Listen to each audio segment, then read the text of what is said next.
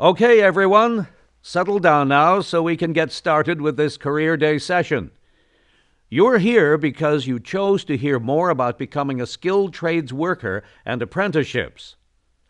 With us today are two former students whom you may or may not know. They graduated from this school a couple of years ago and are back to share their experiences with you as apprentices in the trades. I'll introduce them to you in a moment, but first, I will give you some background information about the skilled trades. The skilled trades are occupations which appeal to people who like to use their hands to actively create, build, make, and repair things. It includes professions such as electricians, beauticians, cooks, aircraft mechanics, computer technologists, auto body repairmen, welders, tool and die makers, and plumbers. Canada desperately needs these workers because we are suffering from a huge shortage right now. Today, there are almost 20,000 job openings in the trades without workers to fill them. This country has traditionally relied on immigrants to provide the skills we need for the building trades and others, but immigration policy has shifted toward the highly educated rather than the skilled. So, let's get the ball rolling now and hear what our two guests have to say. I'm happy to have Ivan and Sophia back in the school to share their experiences with you. Please tell us your stories. Well, I'll start. I'm an apprentice machinist working through a program at a community college. I go to school for 3 semesters and work for 2 placements at a machine shop. I'll receive a college diploma while I'm gaining my job skills concurrently. Why did you decide to take this route? I just couldn't cope with high school. It just wasn't for me.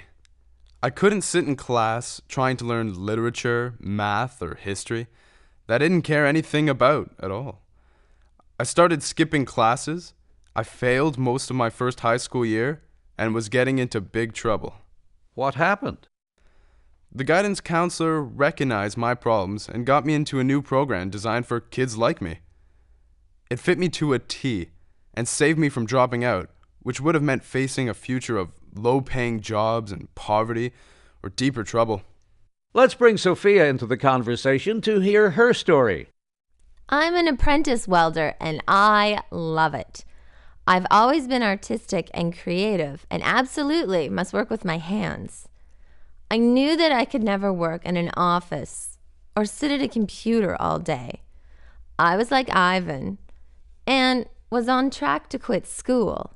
But now, I'm getting paid to follow my passion.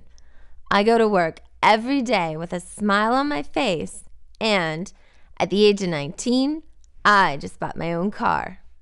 What's it like to be a welder, Sophie? It's hard work. It's hot in the summer and bone-chilling cold in the winter.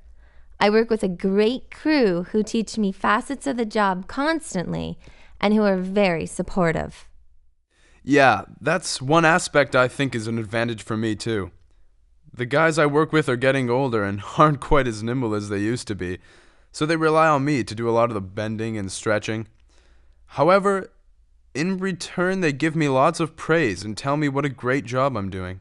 I didn't get much of that in school. So you two are getting paid while you're learning. What other perks are there in being an apprentice? My program's paid for most of my tools, work boots, and equipment.